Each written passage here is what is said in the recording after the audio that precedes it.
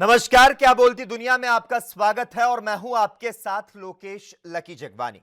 Corona के कहर से पस्त दुनिया की इकोनॉमी का फायदा उठाते हुए चीन कई देशों की कंपनियों में हिस्सेदारी बढ़ाने में लग चुका है, तो वहीं दूसरी तरफ चीन के इस चाल को समझते हुए भारत सहित कई देश अलर्ट हो चुके हैं। चीन की इस नापाक हरकत पर यह रिपोर्ट देखिए।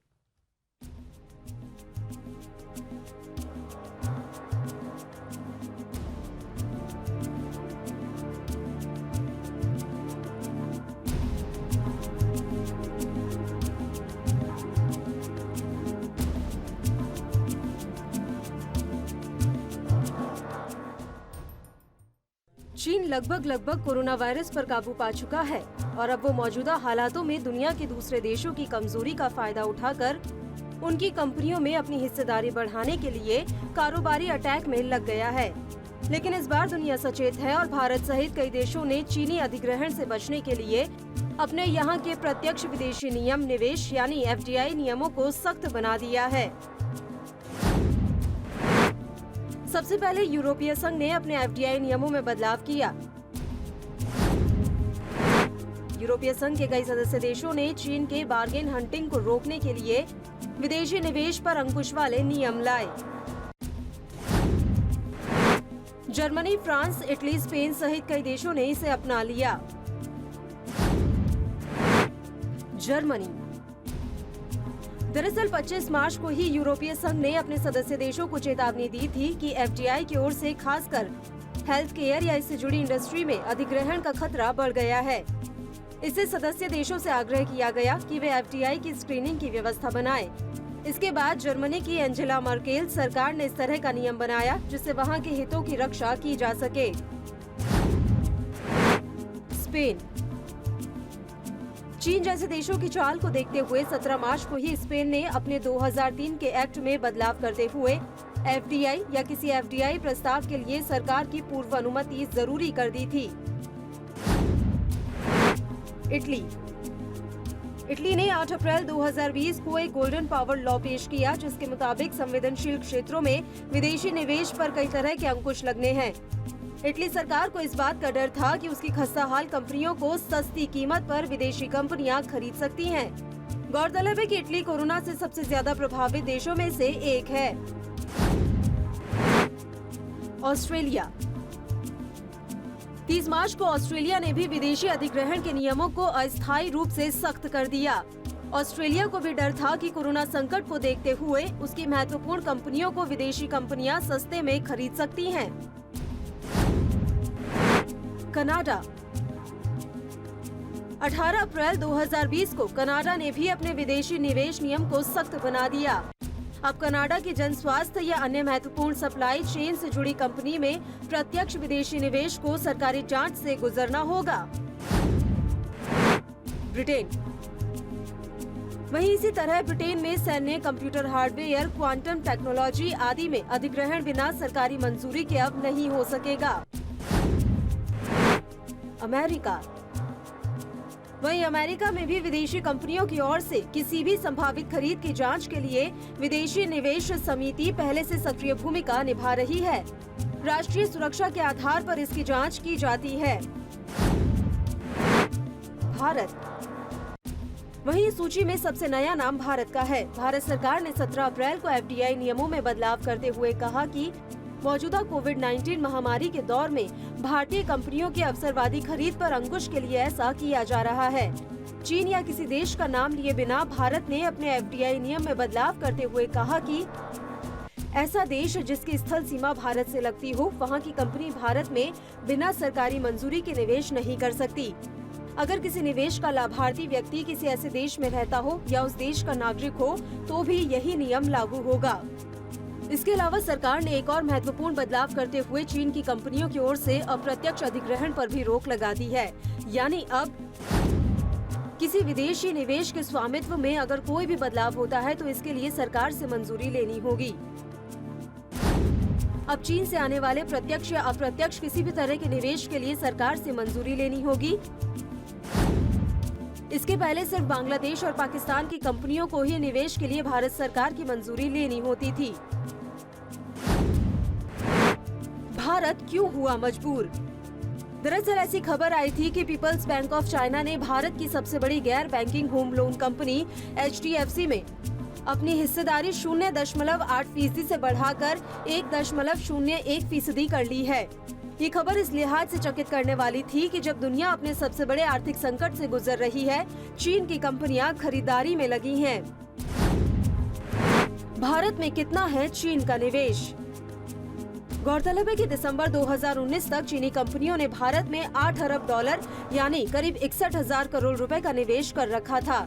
ये निवेश मुख्य रूप से mobile phone, electric appliances, infrastructure, automobile में हुआ है। चीन के शेयर बाजारों में लिस्टेड करीब 2000 कंपनियों में से 80% सरकारी क्षेत्र की हैं। चीन के इस बढ़ते प्रभाव को देखते हुए भारत सरकार ने ये फैसला लिया। News desk special report ANB news.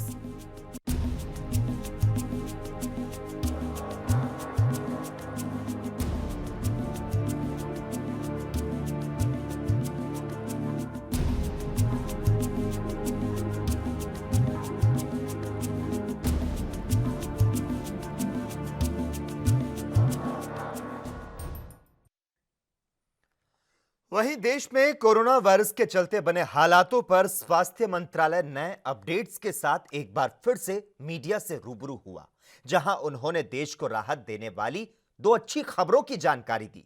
Corona संकट के बीच सरकार की तरफ से कौन सी अच्छी खबर है, इस रिपोर्ट में देखिए।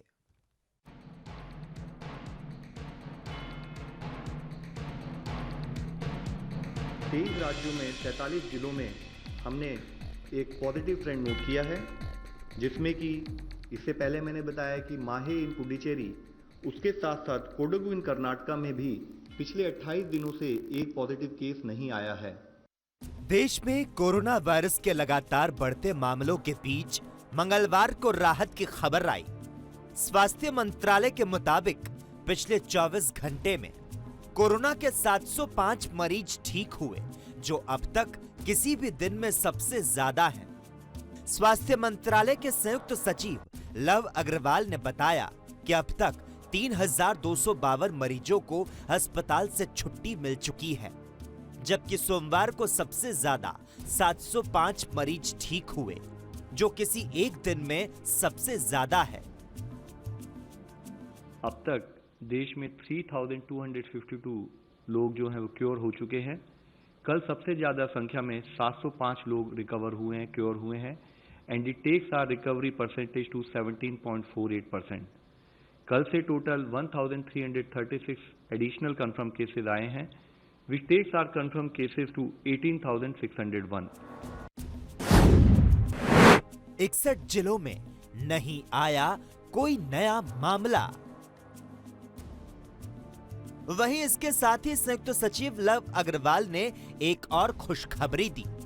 उन्होंने बताया कि पिछले 14 दिन में 61 जिलों में कोरोना का कोई भी केस नहीं आया और 3 जिलों में पिछले 28 दिनों से कोई मामला नहीं आया। इसमें राजस्थान का एक नया जिला प्रतापगढ़ शामिल हुआ है। इससे पहले जैसे हम लोगों ने बताया है कि 3 डिस्ट्रिक्ट थे जिस पर पिछले 28 दिनों से केसेस नहीं आए हैं, उसमें एक और नया जिला अब प्रतापगढ़ इन राजस्थान ऐड हुआ है। इसके साथ ही टोटल 61 डिस्ट्रिक्ट्स हैं देश में, 23 स्टेट्स और यूनियन टेरिटरीज में, जहां पिछले 14 दिनों से कोई केस नहीं आया है। जो 4 नए जिले इसमें ऐड हुए हैं वह हैं लातूर, उस्मानाबाद, हिंगोली, वाशिम महाराष्ट्र से। इसके साथ ही भिवानी एक जिला था जो पहले हमारी लिस्ट में था, जिसमें पिछले 14 दिनों से केस नहीं आए थे, वहां पर केस रिपोर्ट हुए हैं। इसी के तहत मैं आप सभी से और आपके द्वारा सबसे यही रिक्वेस्ट करूंगा कि सभी जिलों को निरंतर प्रयास करते रहना है कि उनका status in terms of case management maintain रहे और बेटर हो। रैपिड टेस्टिंग किट पर लगी रोक। वहीं इस मौके पर ICMR के वैज्ञानिक आर गंगा खेड़कर ने बताया कि कोरोना वायरस एक नई बीमारी है। पिछले 3.5 महीनों में विज्ञान ने प्रगति की है और PCR परीक्षणों का विकास किया। 70 वैक्सीन में से 5 वैक्सीन मानव परीक्षण चरण में चले गए हैं। उन्होंने कहा कि ऐसा किसी अन्य बीमारी के मामले में पहले कभी नहीं हुआ। उन्होंने कहा कि राज्यों को 2 दिनों के लिए रैपिड टेस्टिंग किट का उपयोग नहीं करने की सलाह दी है। रिजल्ट में बहुत भिन्नताएं आ रही थी, जिसके चलते ऑन ग्राउंड टीमों की ओर से किट परीक्षण के बाद 2 दिनों में दिशा निर्देश जारी किए जाएंगे। कि सारे स्टेट्स को ये सलाह देना है कि अगले 2 दिन ये टेस्ट किट्स इस्तेमाल न करें। 2 दिन के बाद में हम क्लियर कट एडवाइजरी देने के पोजीशन में रहेंगे, क्योंकि अगर ऐसे कुछ नजर आया कि वो बैचेस में प्रॉब्लम है तो हम वो बैच को रिप्लेसमेंट के लिए वो कंपनी को बोल सकेंगे।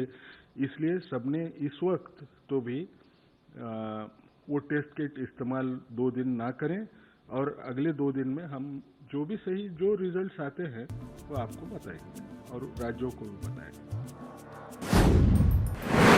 देश में 600 पार पहुंचा मृतकों का आंकड़ा। गौरतलब है कि देश में मंगलवार शाम तक कोरोना संक्रमित मरीजों का आंकड़ा 18,985 पर पहुंच गया, जबकि मृतकों की संख्या 600 के पार पहुंच चुकी है। हालांकि इसी बीच अच्छी खबर है कि जिन लोगों को कोरोना हुआ वो जल्द ही रिकवर हो रहे हैं। Special report ANB news.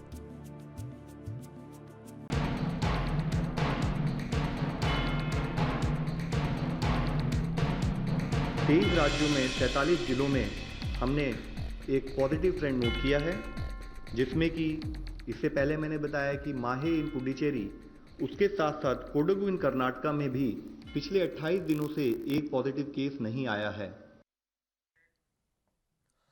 उधर लॉकडाउन के चलते बेरोजगार हो चुके लोगों के लिए दिल्ली सरकार ने एक और राहत पैकेज का ऐलान किया है, जिसमें दिल्ली के 30 लाख लोगों को केजरीवाल सरकार फ्री राशन मुहैया करवाएगी। ये रिपोर्ट देखिए।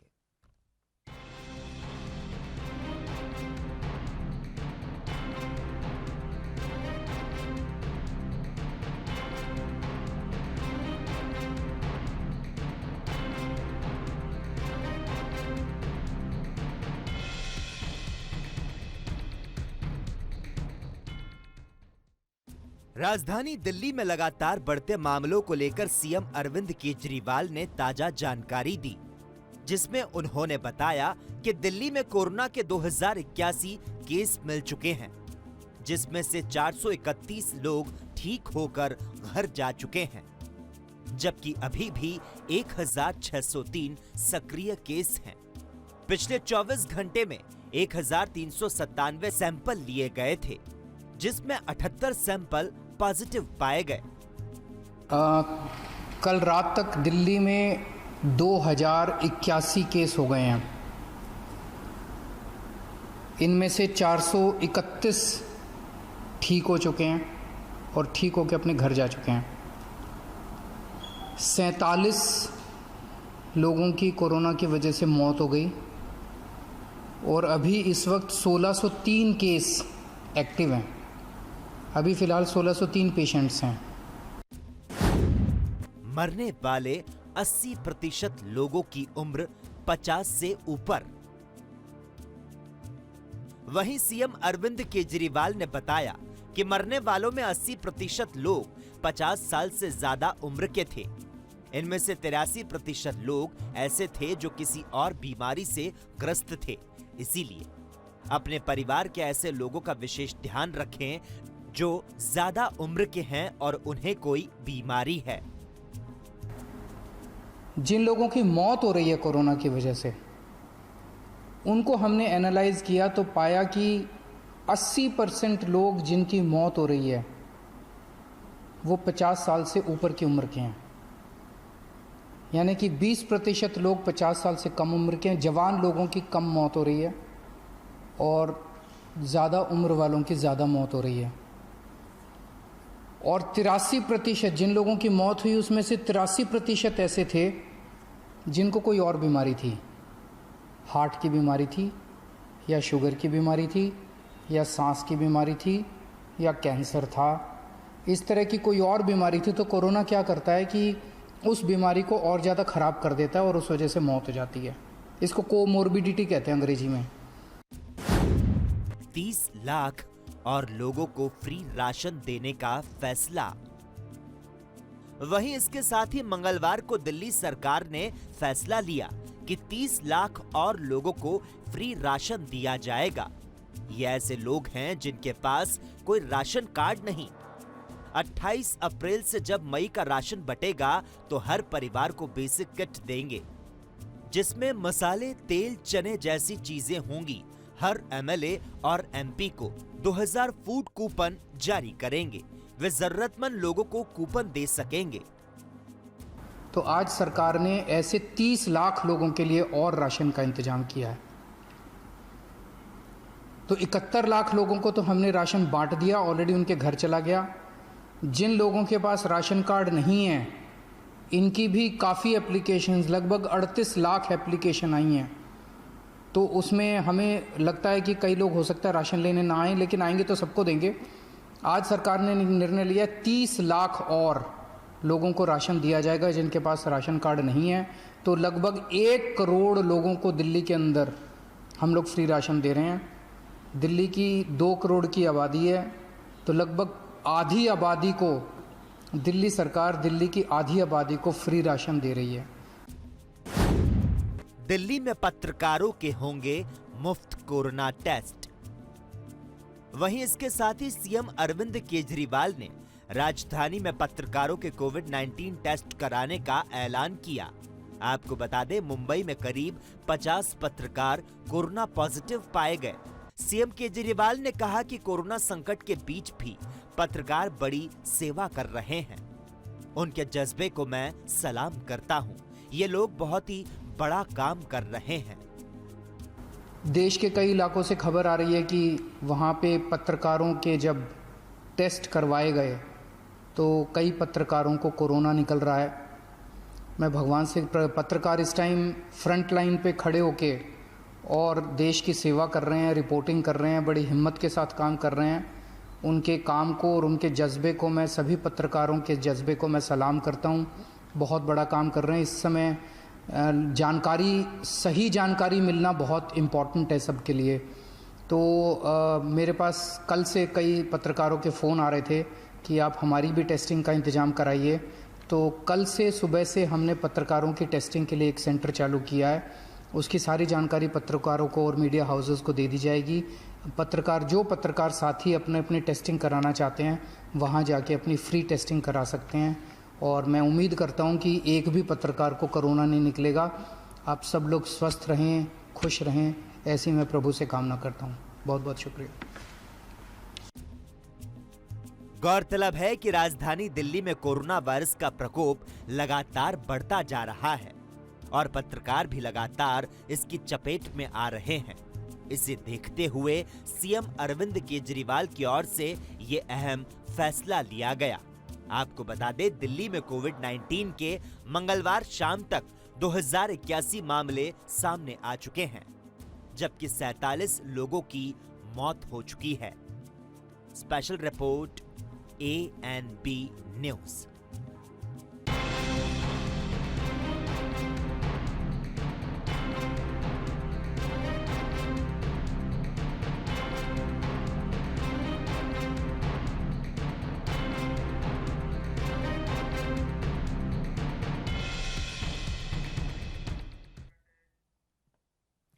तो अभी आपने देश और दिल्ली के हालात देखे, लेकिन अब हम आपको इस रिपोर्ट के जरिए दुनिया के उन 6 देशों का हाल दिखाते हैं जहां कोरोना वायरस ने भयावह स्थिति पैदा कर दी है।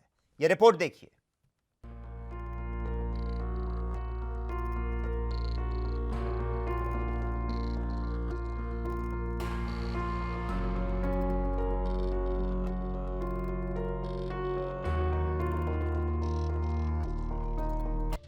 पूरी दुनिया इस समय कोविड-19 के प्रकोप से जूझ रही है। अमेरिका हो, स्पेन हो, इटली हो या फिर फ्रांस, सभी देशों में लोगों को इस समय युद्ध जैसे हालात महसूस हो रहे हैं। जैसे देश में युद्ध की तैयारियां चल रही हों और कभी भी कोई बम उन पर आकर फूटने वाला हो। दरअसल ये हालात कोरोना वायरस ने दुनिया में बना दिए हैं। अगर आज कोई घर से बाहर निकलता है तो उसे सबसे पहले ये डर होता है कि कहीं कोई कोरोना बम तो नहीं है। ऐसा हम क्यों कह रहे हैं, जरा इन आंकड़ों को देखिए आप। ये आंकड़े दुनिया के सबसे शक्तिशाली देश अमेरिका के हैं, जहां करीब 8 लाख लोग कोरोना वायरस से संक्रमित हो चुके हैं, जबकि 42,000 से ज्यादा लोगों की मौत हो चुकी है।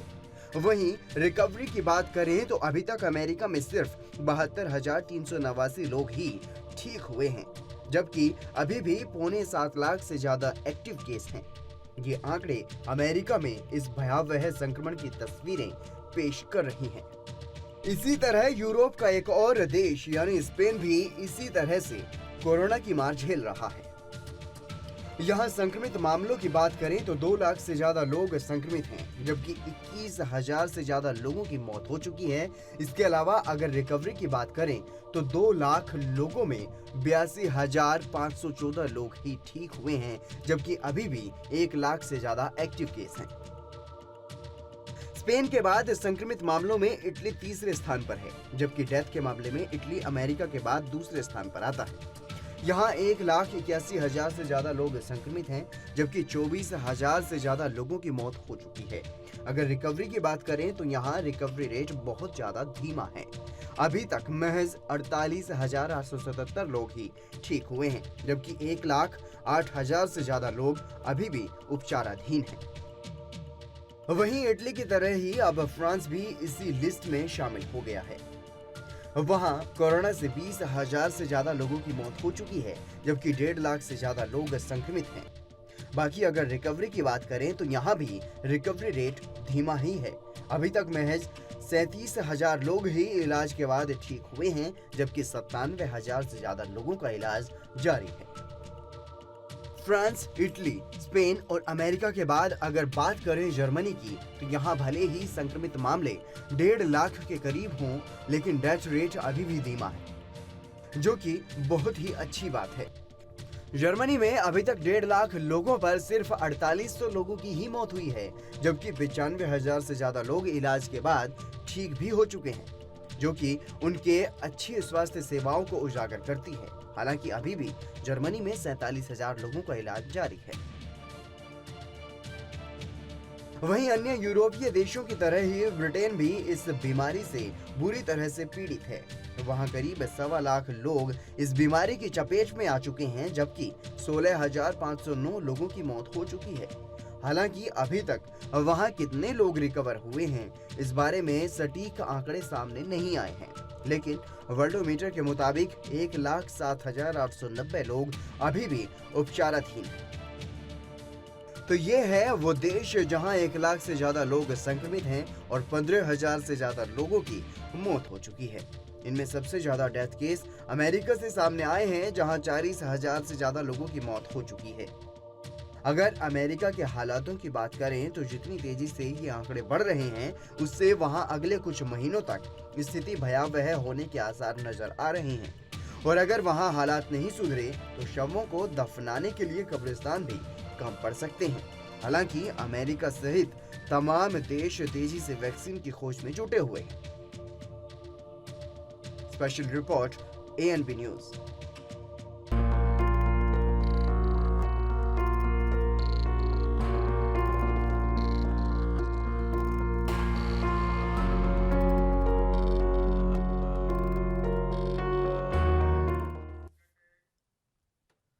हिमाचल प्रदेश में ज्यादातर सामान की आपूर्ति बाहरी राज्यों से होती है, लेकिन इन दिनों बाहरी राज्यों से आए ट्रकों की वजह से लोगों में कोरोना वायरस फैलने का डर बढ़ चुका है, क्योंकि कई दिनों से सामान न उतरने की वजह से यहां लंबा जाम लग जाता है, जिसकी वजह से सैकड़ों चालक और परिचालक यहां इकट्ठा हो रहे हैं। एक रिपोर्ट देखिए।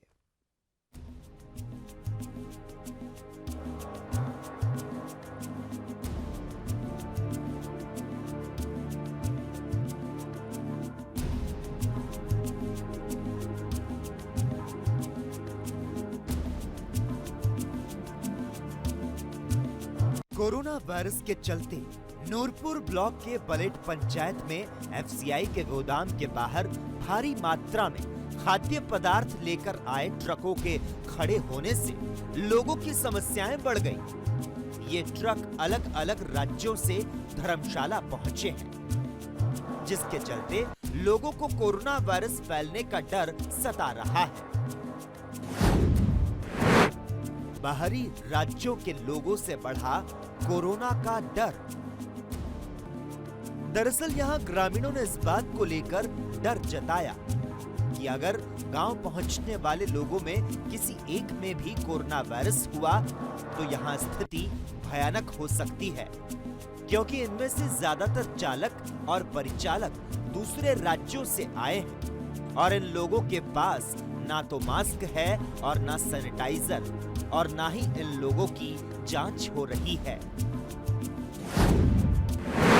60 से 70 ट्रकों का लगा लंबा जाम। वहीं इसे लेकर जब ग्रामीण पंचायत प्रधान के पास पहुंचे तो ग्राम प्रधान मौके पर पहुंच गए और उन्होंने मौके पर देखा कि वहां कम से कम 60 से 70 ट्रक खड़े हैं और ट्रक ड्राइवर एक जगह पर भीड़ लगाकर खड़े थे। जब उन्होंने इस बारे में ट्रक चालकों से बात की तो उन्होंने बताया कि हम पंजाब से 5-6 दिनों से आकर यहाँ खड़े हैं, लेकिन अभी तक हमारे ट्रक खाली नहीं हो पाए, जिसके चलते हम मजबूरी में यहाँ रुके हैं। पठानकोट से गुरदासपुर से लोड करते हैं। ये कितने दिन हो गए आपकी ये गाड़ियाँ खड़ी? सर 5-5 दिन हो गए गाड़ियाँ खड़ी को। तो क्या कहना चाहते हैं आप? हम यही कहना चाहते हैं कि अगर आप लोगों को इनको स्टोर में अगर माल नहीं है, किसी चीज़ की जरूरत है तो वो मंगवाएं। अगर स्टोर ज़्यादा में माल है तो फिर इतना गाड़ी इकट्ठी करने की तो मतलब ही नहीं बनता ना, क्योंकि सरकार ने तो बोल रखा है कि सब लोग अपने अपने घरों में रहें और जो जरूरी सामान है वही लेके आएँ। लेकिन अगर जो जरूरी है तो उसको उतारना चाहिए, दिन रोकना नहीं चाहिए गाड़ी को। जैसे हूँ तो मेरे कुछ साथियों ने, युवा साथी ने मुझे फ़ोन करा सुबह कि प्रधान जी जहाँ FCI कोई 60-70 गाड़ियाँ इकट्ठी हो गई हैं। तो एक तो पहले लॉकडाउन चला हुआ, हम ये नहीं चाहते कि ये गाड़ियाँ बंद होनी चाहिए।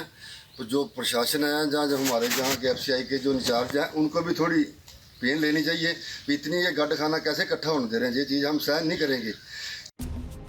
वहीं इस मामले में जब हमने FCI मैनेजर RT शर्मा से बात की तो उन्होंने बताया कि ये दिक्कत लॉकडाउन के चलते मजदूर न आने की वजह से हुई। हमारी कोशिश है और हम जल्द से जल्द इस समस्या का समाधान निकाल लेंगे। हमने अपने विभाग को भी गोदामों की स्थिति के बारे में जानकारी दे दी है। सर मैं आज ही अभी एक्शन लेता हूँ, अभी अपने ऑफिशियल को ईमेल वगैरह करता हूँ, है ना जी, इस बारे में। अब यहाँ पे हमने मार्केट में पूरी कोशिश की, जो हाइपोक्लोराइड होती है, क्लोरीन वगैरह, एक तो हमने मंडे को यहाँ पे IPH के थ्रू करवा दी है, पूरी उसकी सैनिटाइजिंग हमने पूरे डिपो की करा दी है, क्योंकि सबसे बड़ा डिपो कांगड़ा का ये है, सबसे बड़ी कैपेसिटी का जी। क्या आप इनको दिशा निर्देश ये दे सकते हैं कि सड़क के किनारे जितनी भी गाड़ियाँ लगी हैं, इसमें अगर कोई हादसा होगा इसकी जिम्मेवारी कौन लेगा? इनकी वजह से, गाड़ियों की वजह से। इसकी गारंटी मैं मतलब ले नहीं सकता हूँ, क्योंकि हमारा तो कैंपस आप देखेंगे इसके अंदर है, जहाँ हमारा जो गेट से अंदर है ना जी, उससे अंदर हमारा अंदर जुरिस्डिक्शन स्टार्ट होता है, वहाँ हम ऑपरेट करते हैं। अब यहाँ पे ऐसी है कि क्या करें, ये ट्रकें आएंगी तो ऑटोमेटिक यहीं खड़ी होंगी। जब ये वहीं दूसरी तरफ मामले की जानकारी मिलते ही गंगत चौकी के प्रभारी ASI पवन गुप्ता भी मौके पर पहुंच गए और उन्होंने सभी चालकों से उनका बायोडाटा लिया, तो साथ ही उन्हें सोशल डिस्टेंस मेंटेन करने के आदेश दिए। जो ड्राइवर लोग हैं इनके की इकट्ठे हो रहे हैं खड़े, इसका स्पेशली मैं आया, इस संबंध में पहले से भी मेरी बात हुई, तो इनको ये हिदायत करके कि ये अपना सामाजिक दूरी रखे बना करके और मास्क भी डाल के रखें, और इनकी गाड़ी व इनकी सैनिटाइजेशन के लिए मैंने सीधी बात की। उन्होंने ये बोला ठीक है, मैं IPH विभाग को बोलता हूँ, और उसके उपरांत जो भी अपने अपने जहाँ हैं वो वहीं रहेंगे। तो इस संबंध में जो इनके इंचार्ज है यहाँ पर FCI के, उनसे मेरी बात हुई, वो कहते हैं कि हमारे पास 95% स्टोरेज टाइम फुल है। तो इनसे मैंने ये आग्रह किया कि हो सकता है कोई आगे से कोई अगर कोई ऐसी डिमांड आती है तो इन्हीं गाड़ी को आगे भेज दें, क्योंकि इसमें लेबर का प्रावधान बड़ा, और उनको बोल रहे हैं कि बड़ा मुश्किल हो रहा है। गौरतलब है कि प्रदेश में ज्यादातर सामग्री पंजाब और अन्य राज्यों से आती है, जिसकी वजह से यहाँ बाहरी राज्यों से आए ट्रकों की भीड़ लग गई। लेकिन अब लोगों को डर सता रहा है कि अगर इन लोगों में कोरोना वायरस हुआ तो गांव के साथ ही प्रदेश के लोगों के लिए भी खतरा बढ़ सकता है। धर्मशाला से विपिन शर्मा की रिपोर्ट, ANP न्यूज।